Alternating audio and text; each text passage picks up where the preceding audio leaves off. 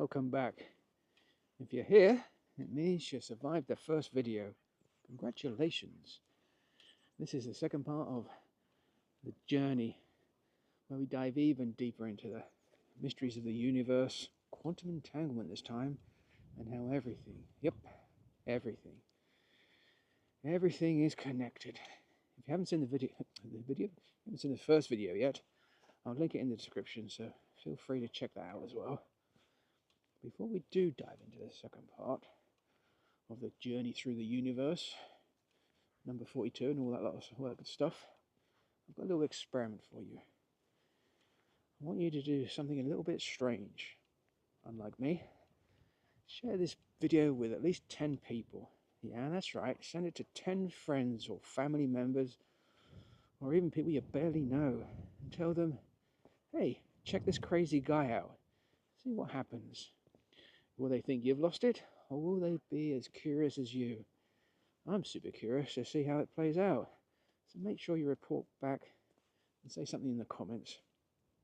And while you're at it, don't forget to, like, subscribe and comment. It really does help spread the word. And maybe, who knows, maybe we can break the universe with this experiment. Oh, you know what? And if you'd like to support the channel, or just keep me caffeinated for more deep dives on this, you can buy me a coffee. I've got a link thing to buy me a coffee site page thing, whatever it is. Alright, enough of that bribery. Let's get into it. Now, hopefully you've got some paper in the last video. Yeah, you wrote on it your story, your identity, your self-perception. Now, being attacked by bushes. Now take that paper, crumple it into a ball as tight as possible. I know, it feels wrong, but humour me. Hold it, feel its shape, its weight, its new, slightly tragic existence. That paper was once proud, structured, unwrinkled, living its best life. Now, a dense, crumpled mess. A bit like all of us after a long week, really. Now, let's zoom out. The world around you does look solid, doesn't it? The chair you're on, the phone you're holding, that cup of tea you probably forgot about 5 minutes ago. But here's the kicker. Here's the kicker. It's mostly empty space. Nothing there.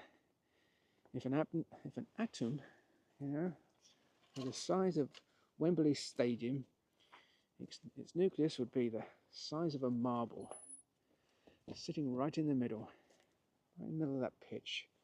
I know this is a bit weird, so bear with me. And its electrons, maybe somewhere up in the nosebleed seats. That solid mug you're holding is basically 99.99999% nothing. That's mad, isn't it? It's what I learned at university when I studied quantum mechanics. Yeah, everything around you is basically 99.999% nothingness, held together by forces you can't even see. Like my bank account, really, at the end of the month, or at any point of the month, for that matter. And now for the proper head scratcher. If you took all the empty space from every atom in the universe, yep, every planet, every star, your neighbour's ridiculously large garden shed, it would all fit into something about the size of a golf ball. That's right, everything.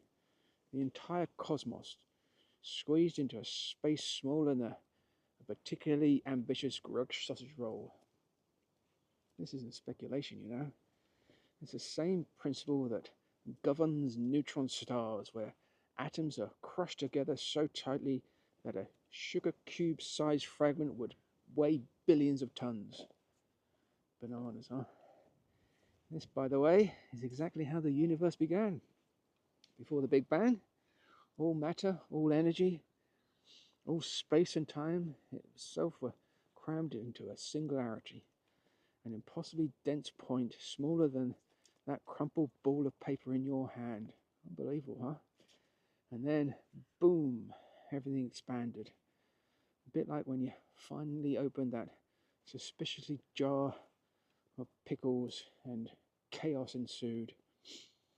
Everything we know, everything we experience came from that one moment of unimaginable density and potential. Take a look at that crumpled paper in your hands. A moment ago, it was flat, structured, filled with the words you wrote, your identity, your story, everything you believe yourself to be. But now, compressed into this small ball, it takes on a new form. And here's the incredible part. If we stripped away all the empty space from every atom in the universe, everything, galaxies, stars, planets, time itself, it would fit into a space no larger than that paper ball you're holding. That means within your hands, you hold the same fundamental potential that birthed existence itself. If all that is could be contained within this tiny shape, then you are not just someone who can write on a piece of paper. Is it possible you are someone who can create their own universe? Let's look into that, shall we? And here's the key. When the universe expanded, it didn't lose connection. Everything remained entangled. This is where things get properly weird, if it hasn't already. Welcome to quantum entanglement. Imagine you and your mate, your best mate at that, you go to the pub, and from that moment on, no matter how far apart you are, if one of you suddenly decides to wear a questionable Hawaiian shirt, the other one instantly feels the urge to do the same. No delay, no text message, just an eerie, unexplainable connection. Scientists have tested this with actual particles. Not pub mates though. Maybe they did. And it turns out it's real. Einstein called it spooky action at a distance. Which, let's be honest, sounds more like a title of a dodgy sci-fi film from the 80s. Got planes flying overhead. Anyway. Oh, and mud below. Under attack. Anyway, where were we? Think about that entanglement thing for a moment. Two entangled particles could be on opposite sides of the galaxy, yet when one changes, the other changes at the exact same moment. This isn't just theory, it's been repeatedly proven in experiments. Scientists have been testing this by separating entangled particles by hundreds of miles, and still their connection remains instant, defying what we think we know about time and space. Now, let's take this a step further. When the Big Bang happened, it wasn't just a chaotic explosion. Everything that burst out of the singularity was already linked. Every atom, every particle, every speck of energy was part of the same cosmic group chat. And even though the universe has expanded over billions of years, those connections have never been lost. Meaning, in some weird scientific way, you, me, David Attenborough, and that pigeon who eyes up your chips on the beach are cosmically still connected. And this is where you come in. If everything is connected, if all things, from galaxies to thoughts, are part of the same entangled field, then what you do within yourself matters.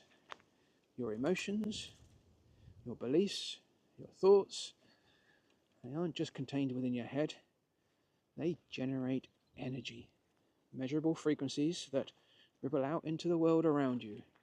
Science has shown that emotions like love, gratitude, and joy, they create coherent, harmonious frequencies, while fear, anger, and stress generate chaotic ones. And just like physical matter, these frequencies interact with their surroundings. As Marcus Aurelius put it, you have power over your mind, not outside events. Realize this, and you will find strength.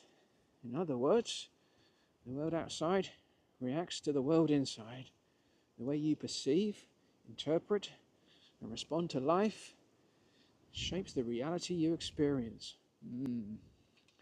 This means your inner world, the thoughts you choose to nurture, the emotions you dwell in, directly influence your outer world. Now here's where it gets even more bizarre, if it hasn't already. Quantum physics has proven that simply watching something changes how it behaves. The double split experiment, which sounds like a particularly frustrating round of Who Wants to Be a Millionaire, it showed that particles literally act differently when they know they're being observed. That's right, matter itself gets self-conscious. Basically, the universe behaves like someone who suddenly remembers they're on CCTV and starts acting all proper. And if the universe is interconnected, an interconnected web of energy, then your consciousness, your focus, your intention is part of that web. Just like quantum entanglement shows us that two particles remain connected regardless of distance, your thoughts and energy are not bound by space or time. Bizarre. You don't need to be physically near something to affect it. You don't need to see an opportunity to create one. All you need to do is tune into the field, align with the right frequencies, and activate the reality you want to experience. Glad I got that off my chest. Let's go back to that crumpled ball of paper in your hands. At one point it was flat, smooth, structured, and then with a single action it transformed. But it didn't lose its essence, it just took on a new form. The universe works in the same way. Everything was once concentrated in a single point, and as it expanded, everything stayed connected. Now, imagine instead of just atoms and particles, this principle applies to your life. What if your circumstances, your struggles, and your fears, your limitations aren't as fixed as they seem? What if they too are just a form waiting to be reshaped? Mad. And wants to know something else? The same energies that forge galaxies, black holes, and the absolute madness that is Nicolas Cage's film career is flowing through you too. Just having problems with the mud. The universe isn't just out there, it's in you. So, if you've ever felt stuck, powerless, or life is just happening to you, maybe it's time to flip the script. After all, if a single subatomic particle can decide to behave differently just because it's being watched, then surely you can decide to change things up a bit too. Sure you can. And the key to shifting your reality is understanding that your focus is your tool. What you direct your attention towards, what you believe in, what you constantly think and feel, that's what shapes your experience. I'm going to turn around. This isn't just an idea. It's science. It's ancient wisdom. It's a principle known for centuries across different cultures and spiritual traditions. And once you understand this, you can begin to move from reaction to creation, from feeling like life is happening to you to realizing that life is happening through you. And that's a wrap on that second video. Oh, it's quite a lot that was, wasn't it?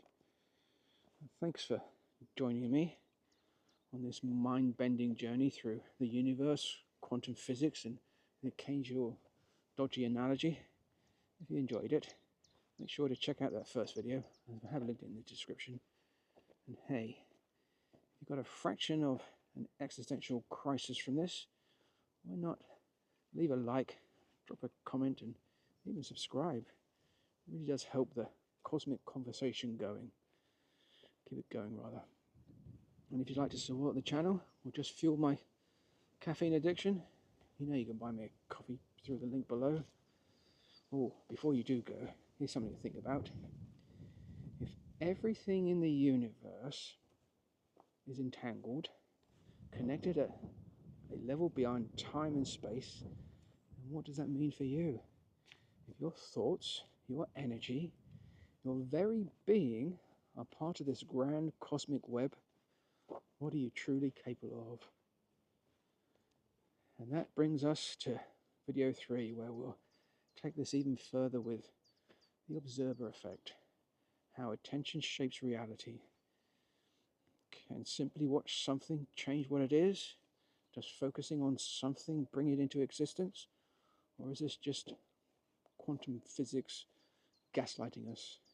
Until the next time, stay curious, stay weird, and remember, you're literally made of stardust. And I love you, and I really do miss you.